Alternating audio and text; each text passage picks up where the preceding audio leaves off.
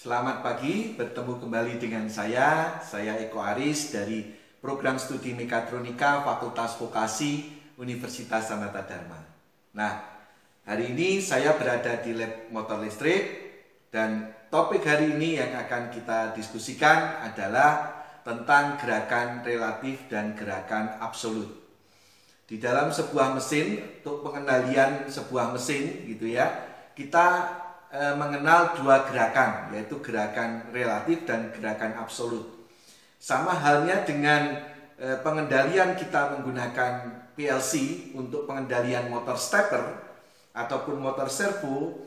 Di dalam PLC itu juga ada dua cara untuk pengendalian, yaitu relatif dan absolut. Ya, tentunya untuk memenuhi akan kebutuhan yang ada di lapangan. Nah, kita hari ini akan menggunakan PLC. Ya, PLC kita adalah CP1E N40DTD. Kenapa kita pakai yang DT transistor output? Karena kita tahu kita menggunakan atau kita ingin mengendalikan motor stepper, ya. Nah, untuk pengendalian motor stepper ataupun motor servo, kita harus menggunakan PLC yang transistor output. Nah, kemudian stepper drivernya kita menggunakan stepper driver dari Altonix untuk 5 fase MD5 HD14. Sedangkan stepper motor kita menggunakan stepper motor dari Altonix juga A3K S545. Nah, di sini resolusinya adalah 0,72 derajat per step.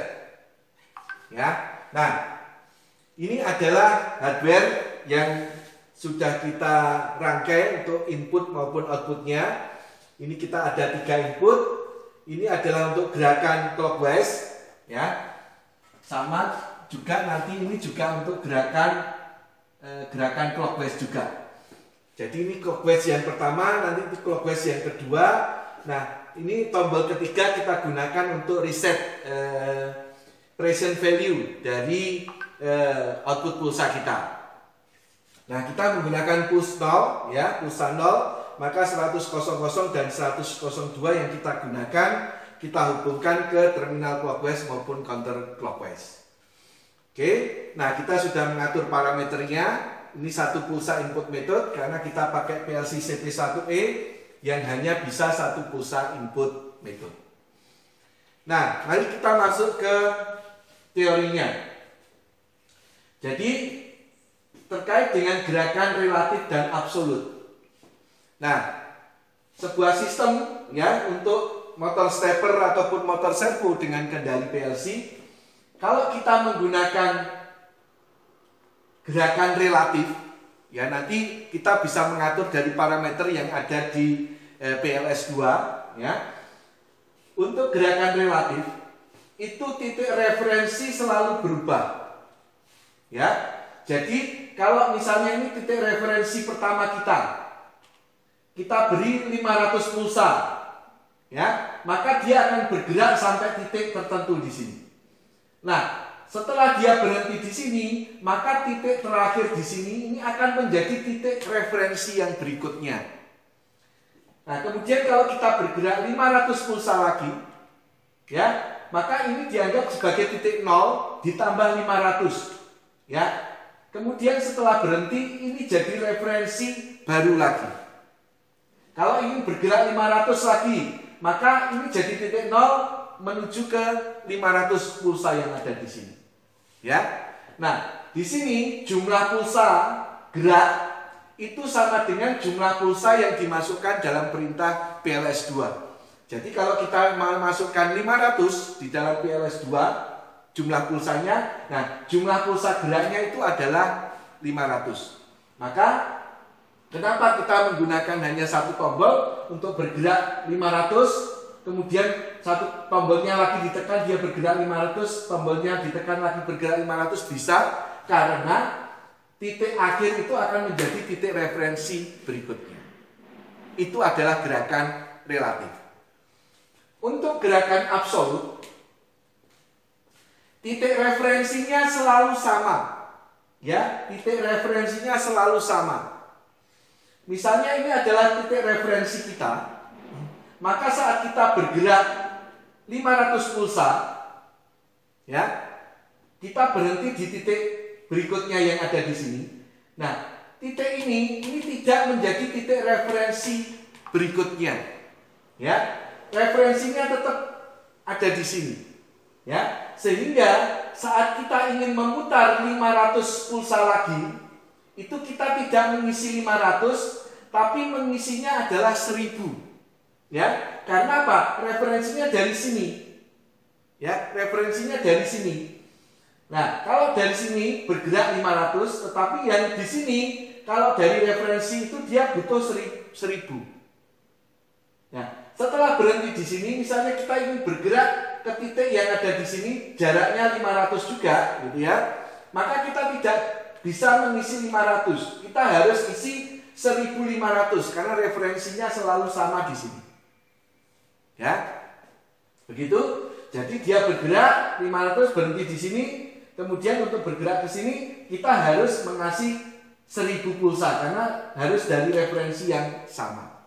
Nah, maka di sini jumlah pulsa gerak itu adalah jumlah pulsa dikurangi dengan present value, ya. Jadi kalau di sini kita gerakan pertama itu kan jumlah pulsanya 500. Maka setelah dia berhenti, maka present value yang ada di sini itu adalah 500. Ya, maka kalau kita ingin bergerak ke titik yang di 1000 di sini, maka kita isi 1000, gerakannya itu hanya 500. Karena apa? Jumlah pulsa gerak itu sama dengan jumlah pulsa yang kita masukkan 1000 dikurangi present value 500. Selalu seperti itu. Nah, ini adalah gerakan untuk relatif dan absolut. Nah, sekarang terkait dengan perintahnya. Ini adalah perintahnya. PLS 2 kita sudah tahu. Anda bisa lihat dari video-video saya sebelumnya. Bagaimana supaya kita bisa menggerakkan motor stepper dengan metode akselerasi-deselerasi. Ya. Tetapi ada parameter yang penting nanti, yaitu di M. Nanti parameternya yang sebelumnya selalu kita isi relatif, nanti parameternya harus kita isi yang absolut. Nah, karena kita menggunakan PLS 2, maka penting untuk kita menggunakan perintah namanya ini. Ya, perintah ini itu digunakan untuk mengganti present value. Ya. Jadi kalau misalnya kita sudah bergerak dengan gerakan absolut, maka present value kalau 500 pulsa, maka dia berputar satu putaran misalnya gitu ya. Nah, maka present value-nya kan jadi 500. Nah, kalau program kita tetap sama, isinya 500, sistem tidak akan bergerak.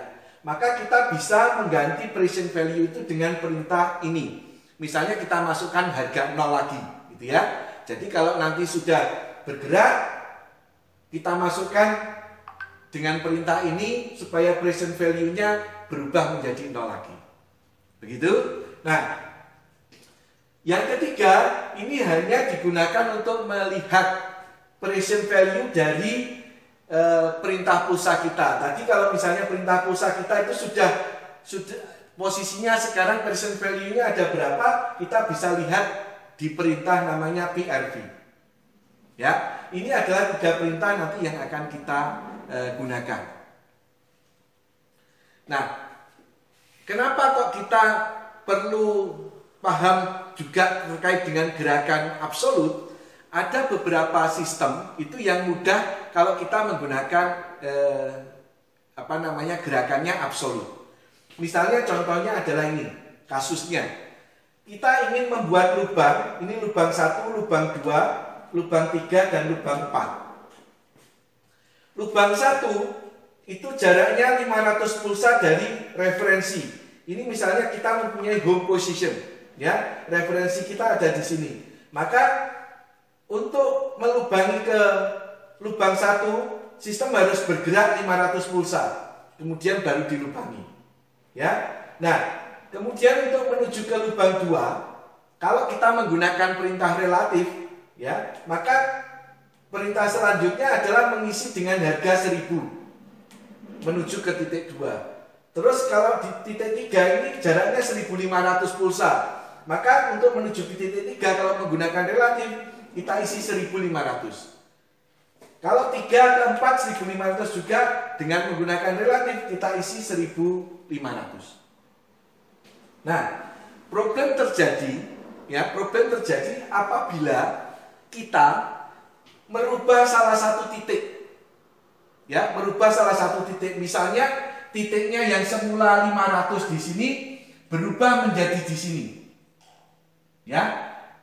Menjadi 600 misalnya gitu ya. 600 pulsa berubah jadi di sini. Oke, saat kita jalankan pertama kali, maka ini akan bergeser di sini, ya. Nah, kalau kita tidak merubah value yang ada di selanjutnya, maka yang terjadi apa? Lubang 2, 3, dan 4 itu juga akan ikut bergeser ke sini, ya. Karena 1000 pulsa. Terus ini juga akan ikut bergeser nanti ke sini. Karena 1500 pulsa. Di sini akan ikut bergeser ke sini. Karena 1500 pulsa. Oke? Sehingga meskipun kita hanya merubah satu lubang saja, karena di sini akan menjadi referensi gerakan selanjutnya untuk yang relatif, maka semua lubang akan ikut bergeser. Bayangkan kalau di sini lebih dari satu lubang, misalnya ada 500 lubang yang harus kita buat. Nah, di situ tentunya akan menimbulkan masalah.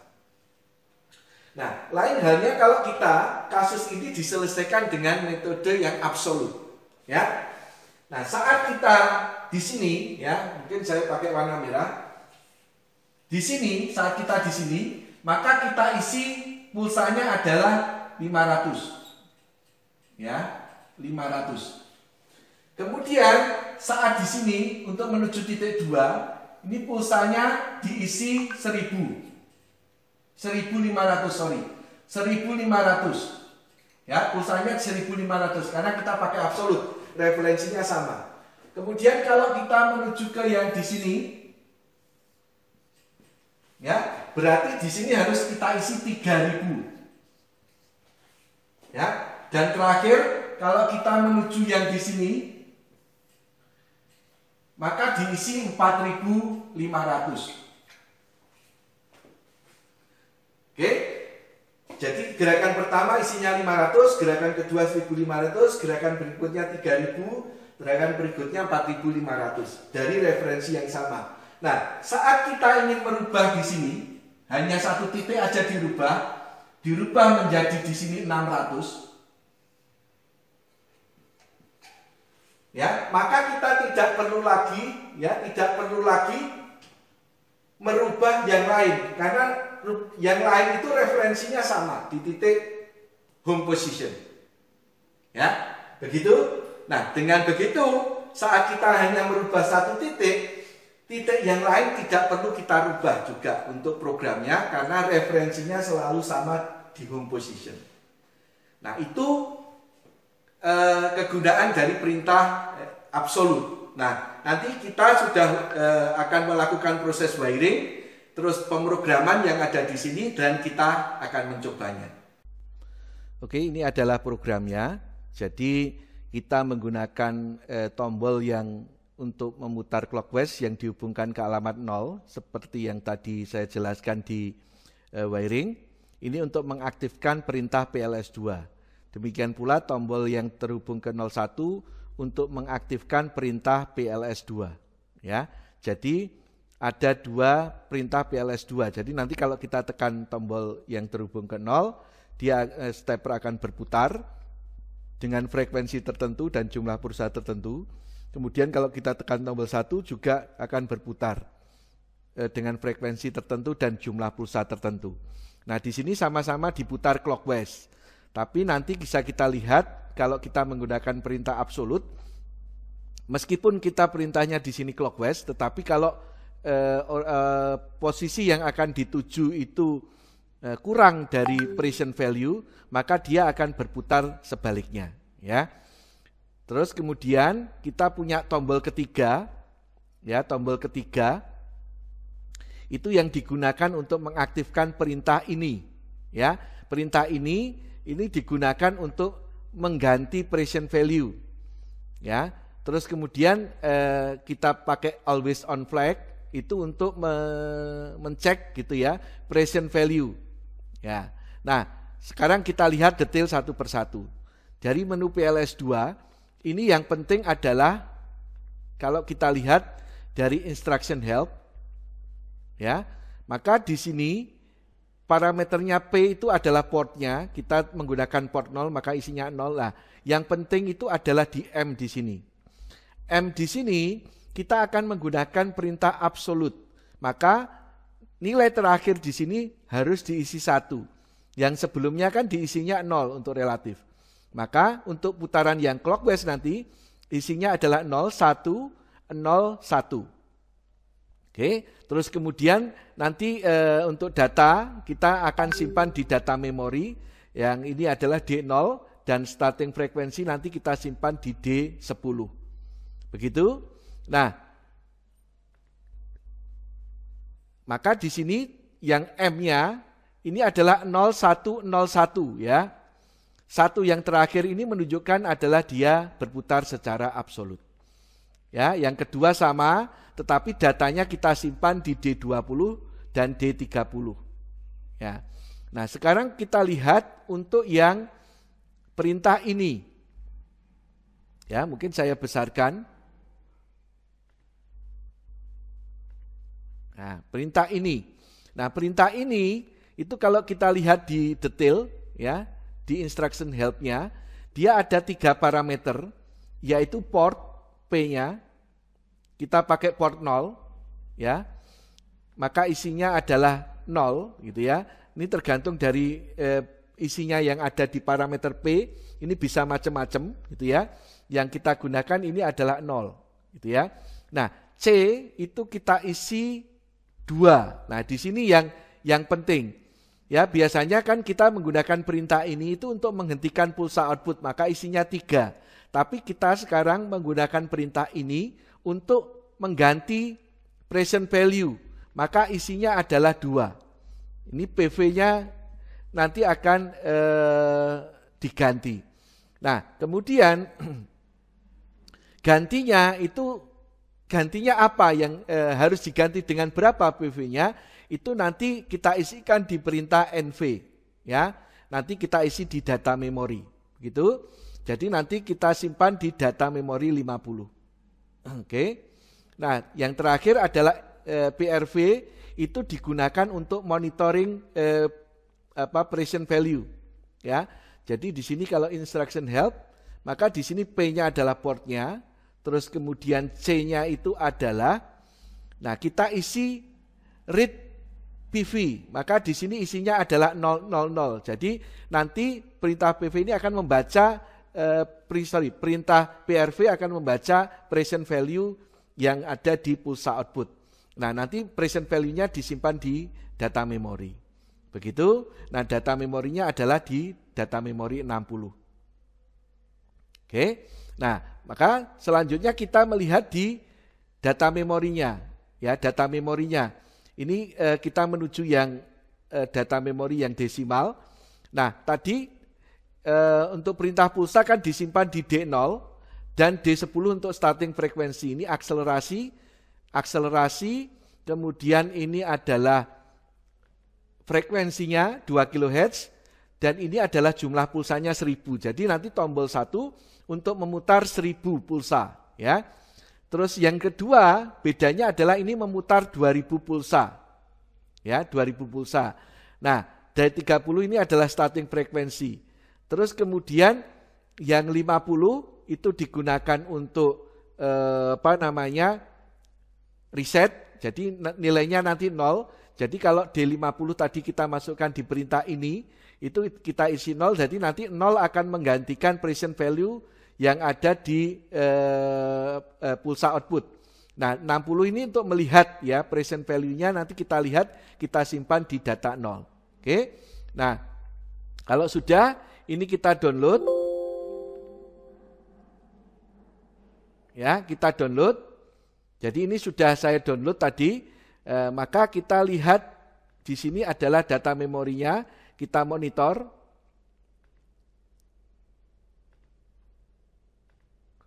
Oke, kita bisa memonitor. Ini adalah data memori yang ada di PLC. Kita lihat di situ, present value-nya adalah 0 isinya. Maka kalau kita tekan tombol 1, motor akan berputar 1000, ya. Akan berputar 1000 clockwise di sini.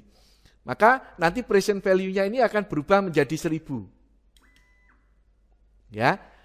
Oke, ini dengan perintah PRV dia bisa membaca. Nah, kalau kita tekan lagi yang tombol di sini, karena isinya itu adalah jumlah pulsanya 1000, sedangkan present value-nya adalah 1000, maka 1000 dikurangi 1000, 0. Maka motor tidak akan bergerak. Ya. Nah, kalau kita tekan tombol 2, ini kan 2000. Ya. Maka nanti dia akan bergerak 1000 dari posisi sebelumnya atau 2000 dari referensi yang sama. Ya, ini jadi 2000. Ya. Nah, di sini karena di sini 2000, maka saat di sini kita tekan tombol 1 yang isinya 1000, dia akan menuju ke putaran kebalikan. Ya. Kalau saya tekan tombol 2, dia akan berubah jadi 2000. Begitu, mari kita lihat lebih detail di rangkaiannya. Oke, ini sudah kita rangkai, ini PLC-nya, ya, ini rangkaiannya, ya. Ini ada 3 tombol di sini, ini adalah motor steppernya, ini stepper drivernya. Nah, ini tombol yang ada di sini digunakan untuk perintah ini, yaitu mereset present value. Jadi kalau ini saya tekan, present value-nya akan berubah menjadi 0. Tadi datanya kita isi 0. Nah, sedangkan tombol warna hijau digunakan untuk perintah clockwise dengan jumlah pulsa 1000. Maka kalau saya tekan di sini, dia akan berputar clockwise 2 putaran. Ya, oke. Nah, kalau di sini berarti kan kalau sudah berputar 2 putaran clockwise, ini present value-nya itu sudah 1000. Maka kalau kita tekan lagi yang ada di sini, ini sudah tidak bisa. Karena jumlah pulsa dikurangi present value, 1000 dikurangi 1000 itu 0. Nah, maka kalau kita putar yang di sini, ini jumlah pulsanya kita isi 2000. Nah, 2000 itu kalau dari menggunakan relatif, dia akan berputar 4 putaran. Tetapi karena menggunakan perintah absolut, tadi present value-nya harganya sudah 1000, kalau saya tekan ini, maka dia akan berputar 2 putaran. Begitu ya. Nah, di sini yang unik itu adalah perintahnya ini dua-duanya menggunakan perintah clockwise. Nah, sekarang present value-nya kan isinya adalah 2000. Nah, maka kalau saya tekan yang tombol warna hijau yang isinya jumlah pulsanya itu adalah 1000, maka dia motor akan berputar berbalik arah. Meskipun program kita menggunakan perintah clockwise, tapi dia akan berbalik arah. Kenapa? Karena present value-nya 2000 dan dia diminta untuk menuju ke harga yang 1000. Maka itu berkurang. Maka putarannya terbalik. Kita lihat di sini. Nah, putarannya terbalik. Kalau di sini 2000 berarti present value-nya sekarang kan 1000. Kalau di sini 2000 dia ya berputar clockwise 1000. Kalau di sini kita putar, dia akan berputar counter clockwise 1000 kebalikan untuk mencapai ke posisi 1000. Ya. Kalau ini saya tekan lagi tidak bisa karena present value-nya sekarang 1000. Kalau ini saya tekan ya, maka present value-nya jadi 0 lagi. Ini akan bisa berubah menjadi yang posisi yang 1000. Kalau yang 2000 ini ada 2000. Demikian itu adalah bagaimana cara wiring program pengaturan parameter untuk pemrograman motor stepper dengan PLC menggunakan gerakan yang absolut. Terima kasih.